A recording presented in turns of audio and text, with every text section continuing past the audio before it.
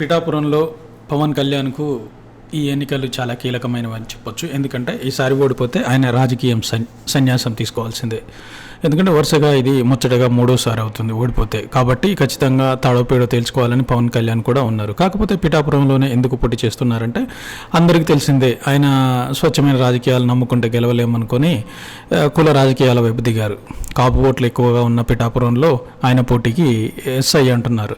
అయితే ఇంతకుముందు పోటీ చేసిన గాజువాక కానీ భీమవరం కానీ అక్కడ కాపు ఓటర్లు లేరా అంటే ఉన్నారు, 70,000కు పైగానే ఉన్నారు.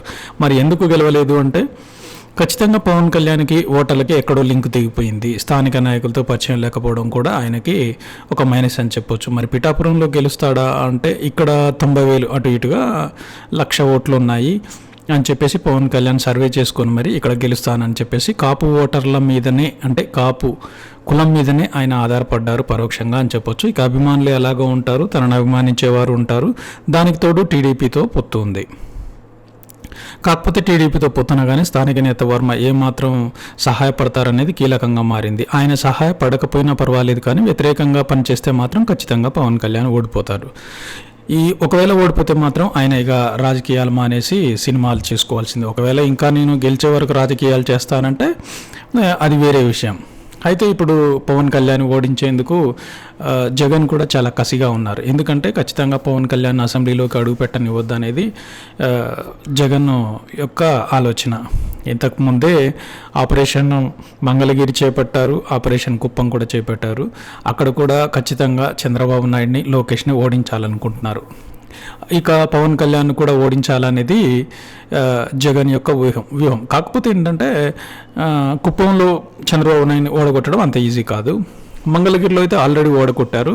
అందుగురించే మంగళగిరిలో దాదాపు 5 ఏళ్లుగా లోకేష్ అక్కడే స్థానిక నాయకులు, కార్యకర్తలతో పరిచయాలు ఏర్పరచుకొని ఈసారి ఎలాగైనా గెలవాలని చాలా కసిగా ఉన్నారు. అయినా కూడా లోకేష్కి ఎలా చెక్ పెట్టాలనే దానిపై ఒక ప్రత్యేకమైన ప్రణాళిక చేసి కొత్త అభ్యర్థిని కూడా అక్కడ పెట్టారు. అది వదిలేస్తే ఇప్పుడు పిఠాపురం విషయానికి వస్తే ఖచ్చితంగా జగన్ను ఓడగొట్టాలని చెప్పేసి వంగా గీతను రంగంలోకి మరోసారి దించారు.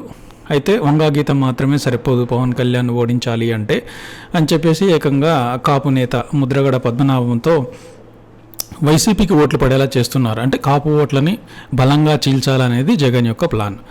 అది ముద్రగడ పద్మనాభం చూసుకుంటారు. ఇకపోతే స్థానిక నాయకుల నుంచి పోల్ మేనేజ్మెంట్ వరకు, ఎలక్షన్ మేనేజ్మెంట్ నుంచి ఇతర కార్యకర్తల మేనేజ్మెంట్ వరకు అన్నీ చూసుకునేది ఎంపీ మిథున్ రెడ్డి, ఎమ్మెల్యే ద్వారంపూడి, దాంతో వాళ్ళతో పాటుగా దాడిశెట్టి రాజా, కురసాల కన్నబాబు కూడా ఉన్నారు. వీళ్ళతో ప్రచారం చేయించి ప్రతి ఒక్క కార్యకర్తని, ఆల్రెడీ వాళ్ళకి పెద్ద నెట్వర్క్ ఉంది వైసీపీకి గ్రౌండ్ లెవెల్లో, పైగా వాలంటీర్లు ఉండనే ఉన్నారు. ప్రతి ఒక్క ఓటర్ని వాళ్ళు పోలింగ్ బూత్కి తీసుకొస్తారు, చీపట్టి మరి తీసుకొస్తారు. ఆ రకంగా వాళ్ళ ప్లాన్లో వాళ్ళు ఉన్నారు. ఇప్పటికే బూత్ స్థాయి నేతలతో కూడా నాయకులు చర్చలు జరిపి ఎలాగైనా సరే పవన్ ఓడించాలని చెప్పేసి చాలా పక్కాగా ఉన్నారు. కాకపోతే ఏంటంటే పవన్ కళ్యాణ్ కాపు ఓట్ల మీద టార్గెట్ చేశారు కాబట్టి ముద్రగడతో కొంత చీల్చాలనుకుంటున్నారు. అయితే వైసీపీ మాత్రం కేవలం బీసీ ఓట్లు, ఎస్సీ ఓట్ల మీదనే వాళ్ళు ఎక్కువగా ఆధారపడుతున్నారు. బీసీ, ఎస్సీ కలిపి 1,50,000కు పైగా ఓటర్లు ఉన్నారు. ఎలాగో మైనారిటీ ఓట్లు ఖచ్చితంగా వైసీపీకి పడతాయని వాళ్ళు బలంగా నమ్ముతున్నారు. ఎందుకంటే బీజేపీ తోటి జనసేన, టీడీపీ పొత్తు ఉంది కాబట్టి ఖచ్చితంగా మైనారిటీ ఓట్లు వైసీపీకే పడతాయి అని చెప్పేసి వాళ్ళు అంచనా వేస్తున్నారు. అంచనా కూడా అది నిజమే అవుతుంది. అయితే ఇప్పుడు పవన్ కళ్యాణ్ గెలవాలంటే ఒకటే, స్థానిక నేత వర్మ ఏమాత్రం సాయం చేస్తారు, టీడీపీ ఓట్లు అన్నీ ట్రాన్స్ఫర్ అవుతాయా అనేది ఇక్కడ కీలకంగా మారింది. పవన్ కళ్యాణ్ గెలుస్తారా అంటే గెలవడానికి స్కోప్ ఉంది. అలా అని చెప్పి అంత ఈజీ కాదు, వైసీపీ కూడా అంత ఓడిపోతుందని చెప్పేసి మనం చెప్పలేము. ఎందుకంటే కేవలం కుల ఓట్లను నమ్ముకుంటే ఎవరు గెలవలేరు. అయితే ఈసారి పవన్ కళ్యాణ్ గెలిస్తే మాత్రం కేవలం సెంటిమెంట్ మీదనే గెలవాలి. ఇప్పటికే 2 సార్లు ఓడిపోయారు, 3వసారి మన నియోజకవర్గానికి వచ్చారు. మంచి చేస్తానంటున్నారు, పదవిలో లేకపోయినా కూడా ఆయన ఎన్నో కార్యక్రమాలు చేస్తున్నారు, తన సొంత డబ్బులను కూడా ఖర్చు పెట్టుకుంటున్నారు. ఒకవేళ మన నియోజకవర్గంలో పవన్ కళ్యాణ్ గెలిస్తే అధికారంలోకి రాకపోయినా కూడా మనకేమైనా చేయడానికి ఛాన్స్ ఉంటుంది, ఒక ఛాన్స్ ఇద్దాం అనే ఆలోచన కూడా చాలామంది ఓటర్లలో ఉంది. కాకపోతే ఏంటంటే వైసీపీకి బలమైన కార్యకర్తలు ఉండడం, బలమైన నెట్వర్క్ ఉండడం, సంస్థాగతంగా బలంగా ఉండడం, ఆర్థికంగా బలంగా ఉండడం, ప్లస్ ఏ నేత ఏ ఊర్లో ఉన్నాడు, ఎవరిని పట్టుకుంటే ఎక్కువ ఓట్లు వస్తాయి అనేది కూడా వైసీపీకి చాలా క్లారిటీ ఉంది. పవన్ కళ్యాణ్కి అది లేదు. పైగా వర్మ ఇప్పటికే ఆయన టీడీపీ నుంచి ఇతర కార్యకర్తలని పెద్దగా జనసేన అధినేత పవన్ కళ్యాణ్కు చేస్తానని చెప్పేసి ఆయన చెప్పట్లేరు, సంతృప్తిగానే ఉన్నారు. ఆయన మాటలను బట్టి చూస్తే క్లియర్గా అర్థమవుతుంది. టీడీపీ ఓట్లు బదిలీ అయితే తప్ప పవన్ కళ్యాణ్ గెలవరు, ఎంత సెంటిమెంట్ ఉన్నా కూడా. అది మాత్రం చాలా కీలకం. ఒకవేళ టీడీపీ ఓట్లు పక్కాగా బదిలీ అయ్యాయంటే పవన్ కళ్యాణ్ గెలుస్తారు. పవన్ కళ్యాణ్కి ఎక్కడ మైనస్ అంటే స్థానిక నేతల్ని ఆయన గుర్తుపట్టలేరు, జనసేనలో ఎవరున్నారో తెలియదు. ఇప్పుడిప్పుడే ఆయన పరిచయం పెంచుకుంటున్నారు. అలా పరిచయాలు పెంచుకొని హాల్లో మీటింగులు పెట్టుకుంటే అది కుదరని పని. ఆయన స్థానిక ఎమ్మెల్యే కావాలనుకుంటున్నారు కాబట్టి ఖచ్చితంగా జనంలోకి రావాలి. జనంలోకి రాకుండా నా స్టామినా చూసి, నా స్టార్డమ్ చూసి ఓటేస్తారు అనుకుంటే ఆయన ఎప్పుడు గెలిచేవారు. అలా గెలవరు.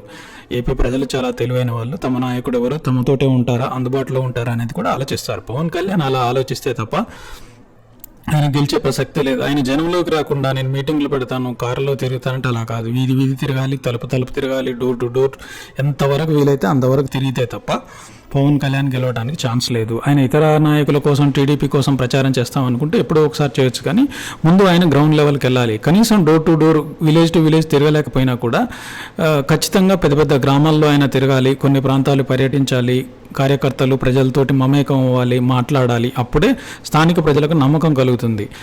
నేను జనంలోకి వస్తే బాగా జనాలు వస్తారు, నాకు ఇబ్బంది అవుతుంది అనుకుంటే అది కుదరదు. ఎందుకంటే ప్రజల్ని ఖచ్చితంగా కలవాలి. ఇప్పుడే కలవకపోతే రేపు ఎలక్షన్ల తర్వాత కలుస్తారన్న గ్యారంటీ ఉంది. మామూలుగా ఎమ్మెల్యేలు అంటేనే గెలవగానే కథం పూర్వం అని చెప్పేసి విజయవాడలోనే హైదరాబాద్లోనే సెటిల్ అవుతారు. అలాంటిది పవన్ కళ్యాణ్ ఒక పెద్ద స్టార్, ఆయన తమ దగ్గరికి వస్తాడు, తర్వాత అందుబాటులో ఉంటాడు అని చెప్పేసి గ్యారంటీ ఏంటి ఉండదు. పైగా కార్యకర్తలు ఖచ్చితంగా అందుబాటులో ఉండాలి. ఫోన్ చేస్తే ఆయన ఎత్తకపోయినా కూడా ప్రతి పని కావాలి. ఒక అందుబాటులో లోకల్ లీడర్ అనేది ఉండాలి.